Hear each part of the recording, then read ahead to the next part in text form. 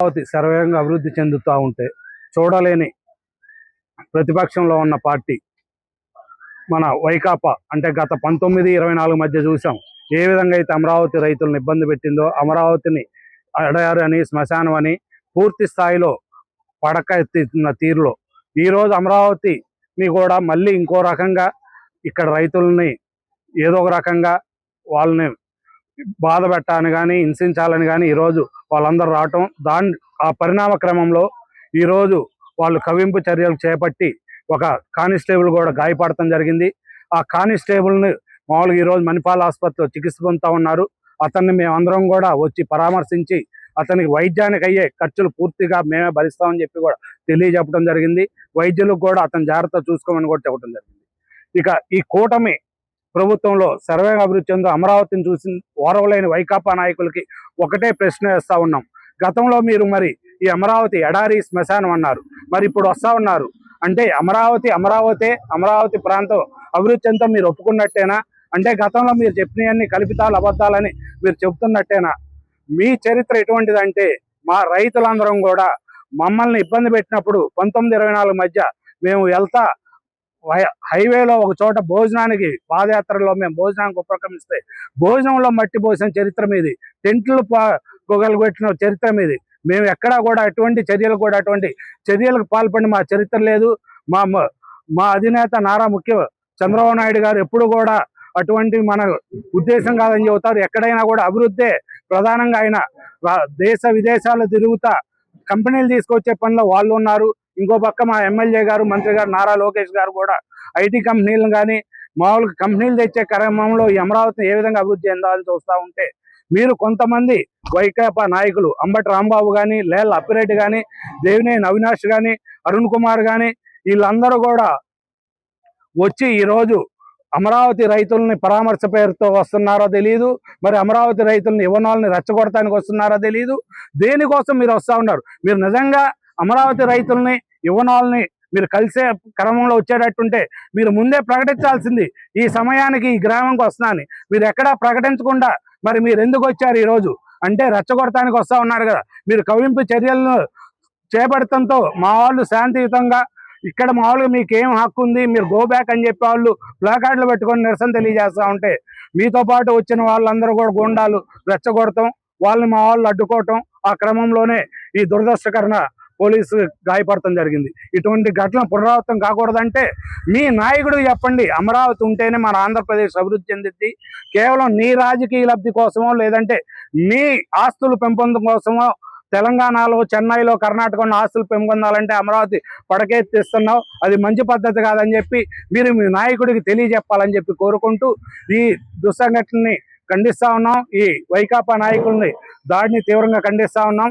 ఇటువంటి ఇంకోసారి పునరావృతం కాకుండా చూసుకోవాలని కోరుతా ఉన్నాం. రాజధాని గ్రామాల్లో ప్రశాంతంగా ఉండే రైతుల్ని ఇబ్బంది పెట్టే విధంగా గతంలో వాళ్ళ అధికారంలో ఉన్నప్పుడు రాజధాని 2019లో ఇదే రాజధాని అని చెప్పారు. అప్పుడు రైతులందరూ స్వచ్ఛందంగా భూములు ఇచ్చారు. మళ్ళీ ఇప్పుడు 5 సంవత్సరాలు మీ గవర్నమెంట్ ఉన్నప్పుడు రాజధాని కాదు శ్మశానం అన్నారు, 3 రాజధానులు అన్నారు, ఇప్పుడు మావిగన్ అంటున్నారు. రైతులందరూ కూడా రాజధాని కాదన్న వైసీపీ పార్టీ రాజధాని గ్రామాల్లో ఏం పని అనే ఒక స్వచ్ఛందంగా రైతులందరూ కూడా ప్లెకార్డులతో వాళ్ళ నిరసన ప్రదర్శించుకునే టైంలో గతంలో 5 ఏళ్ళు రౌడీజంగా ఎలాగైతే మీరు ప్రభుత్వాన్ని నడిపారో అదే విధంగా ఇప్పుడు లాస్ట్ టైం టీడీపీ పార్టీ ఆఫీస్ని గుంటూరు నుంచి అప్పిరెడ్డి కుర్రాళ్ళని ఎలా తీసుకొచ్చి పగలగొట్టించాడు, అవినాష్ విజయవాడ నుంచి ఎలా కుర్రాళ్ళని తీసుకొచ్చి పార్టీని, దేవాలయం లాంటి పార్టీని ఎలా పగలగొట్టించారో అదేవిధంగా రైతుల తలలు పగలగొట్టే విధంగా కార్లలో రాడ్లు, కర్రలు సేమ్ అదే ఆ రోజు పార్టీ ఆఫీసులో ఎలా జరిగిందో అలాగే ఇవాళ రాజధాని గ్రామాల్లో రైతుల్ని విధ్వంసం క్రియేట్ చేయడానికి వచ్చారు. 5 ఏళ్ళు ఎలాగైతే శాంతి మార్గంలో పాదయాత్ర చేసాం, రైతులు అందరం కలిసి గుళ్ళకి యాత్ర చేసాం, న్యాయస్థానం టు దేవస్థానం ఎలా ప్రశాంతంగా చేసామో ఇవాళ కూడా మా నినాదం 85% ఇచ్చిన రైతులందరం కలిసి ప్లెకార్డులతో వైసీపీ పార్టీకి మా భావన చెప్పదలుచుకొని రోడ్ల మీదకి వస్తే మమ్మల్ని కార్లు, రాడ్లతో కార్లలో 100 కార్లు పెట్టి జనాలని, రౌడీలను తీసుకొచ్చి విజయవాడ, గుంటూరు నుంచి తీసుకొచ్చి రాళ్లు ఇసురు కొట్టారు, కర్రలతో ఎగబడ్డారు. ఆడపిల్లలని కూడా చూడకుండా చేతులు మెలదిప్పేసి కొట్టారు. పోలీసు వారి మాట గౌరవించి మేమందరం ఆగి గో బ్యాక్ వైసీపీ అనే నినాదాలతో మేము నుంచుని ఉంటే వాళ్ళు సేమ్ గొడ్డల పార్టీ ఏదైతే చేయదలుచుకుందో అది చేసింది. ఆ క్రమంలో కానిస్టేబుల్కి తలబగలటం, అది కూడా మా మీద మేమేదో చేసామని ప్రచారం, ఎప్పుడు అంతే వాళ్ళు చేసేది మా మీద ప్రచారం చేయడం.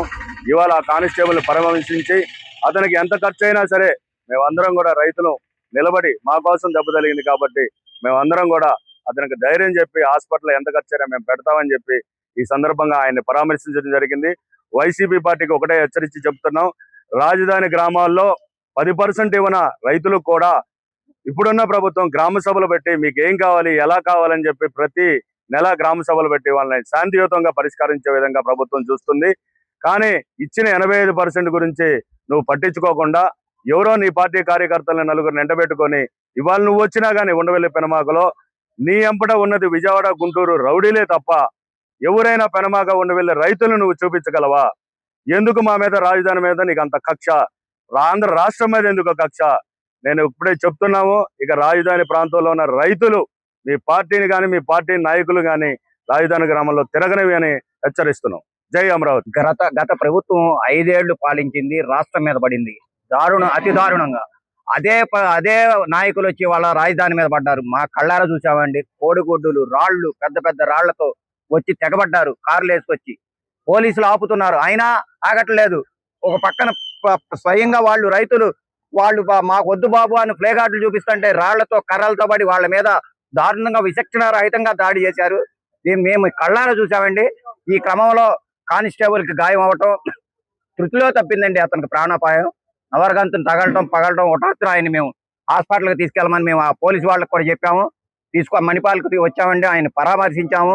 తృటిలో ఆయన ప్రాణాపాయం తగ్గింది.